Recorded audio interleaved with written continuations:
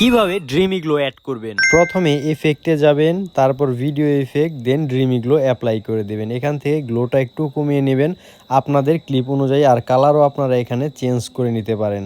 এক ভাই কমেন্ট করছে যে ভাই বেশি ফিল্টার ইউজ করলে নাকি ভিডিও ফেটে যায়।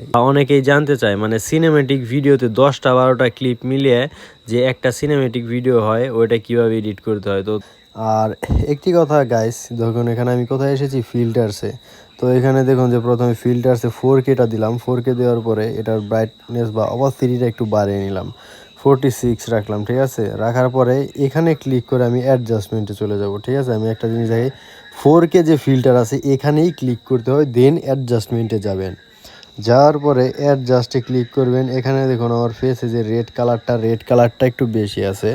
তো রেড কালারটা কমানোর জন্য আমাকে এই সেলে যেতে হবে। রেড কালার যে স্যাচুরেশন এইটা একটু কমিয়ে দেব, আর লাইটনেসটা একটু বাড়িয়ে দেব। ঠিক আছে, তারপরে 2 নম্বরে যে কালারটা এটা একটু কমিয়ে আর লাইটনেসটা একটু বাড়িয়ে দিলাম। দেওয়ার পরে আমি একটা জিনিস দেখাই, পিছনের যে ব্যাকগ্রাউন্ডের সবুজ আর নীল কালার একটু বেশি আছে, এই দুইটা একটু বাড়িয়ে দিলাম। আর এখানে যে রেড কালারটা এটা একটু লিপসের দিকে কালারটা ডাল হয়ে গেছে, 150 দিয়ে দিলাম। তো এখানে গেল ফিল্টার।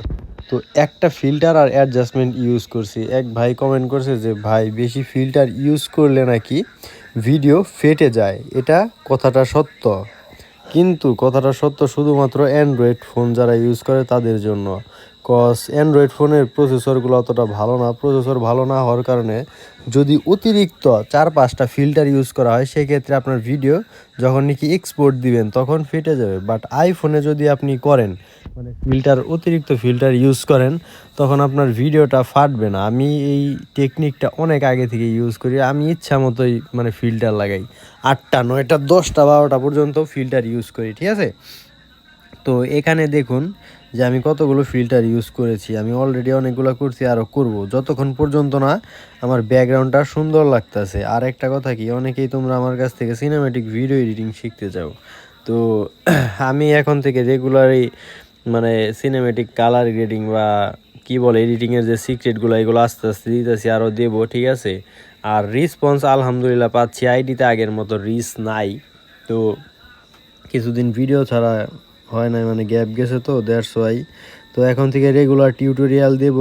ঠিক আছে, তো সবাই একটু সাপোর্ট করবা। ঠিক আছে, অ্যাকাউন্টে আস্তে আস্তে রিচ আসতে আসতে আমি আস্তে আস্তে তোমাদেরকে শিখিয়ে দেবো কীভাবে সিনেমেটিক ভিডিও এডিটিং করতে হয়।